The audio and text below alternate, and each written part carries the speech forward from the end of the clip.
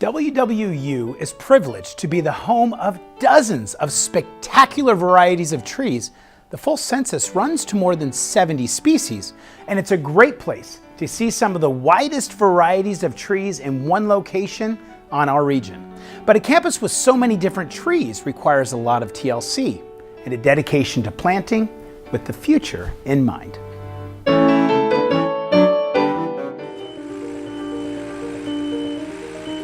Whenever there's a renovation that involves or impacts the outside of the building, we review the process ahead of time to know what we're going to have to do to salvage anything in the landscape that's going to be impacted.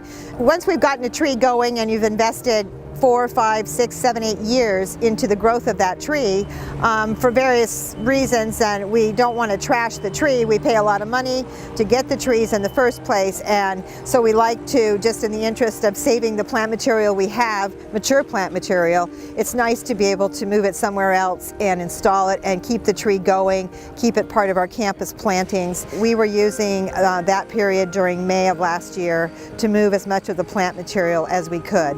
The trees had already leafed out, the weather was warm, and so for a lot of reasons it wasn't the right time, but we had no other opportunity or chance to do it, so we had to do it then.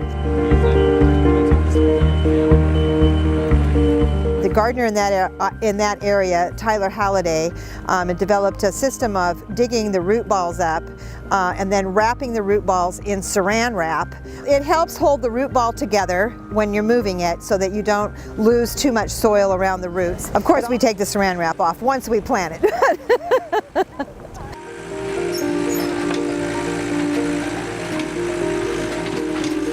We use a big telelifter, which is like a forklift with a big boom, to lift the trees and move them and put into place. We moved probably about 10 or 12 trees out of that area.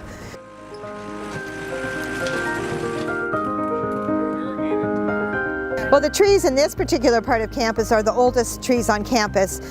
Most of the trees in this area are over 100 years old, and some of the early pictures of Western's campus show a lot of these trees as young trees in the early 1900s. So we can date a lot of the trees by looking at those old photographs and know that, oh, there's that elm tree when it was a young whippersnapper, or those maples over there when they were young. This is a redbud tree, and this is one of the trees that was around Carver that we moved.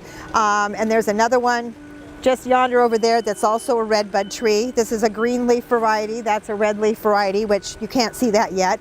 And these kind of had a tough time during the transplant process last summer. They held on, and I think they're going to be okay, and they're going to leaf out. So these were 2 success stories of the ones we moved.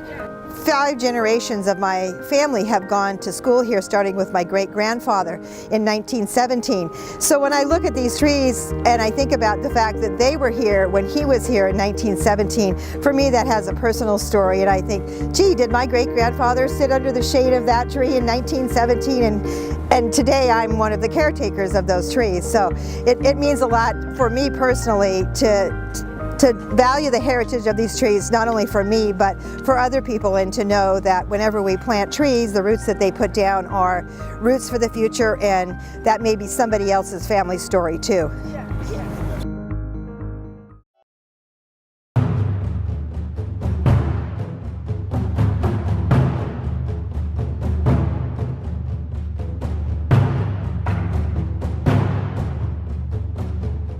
The WWU High School Dance Festival is an outreach program that we started this year to invite high school dancers ages 14 through 18 to come to Western to experience what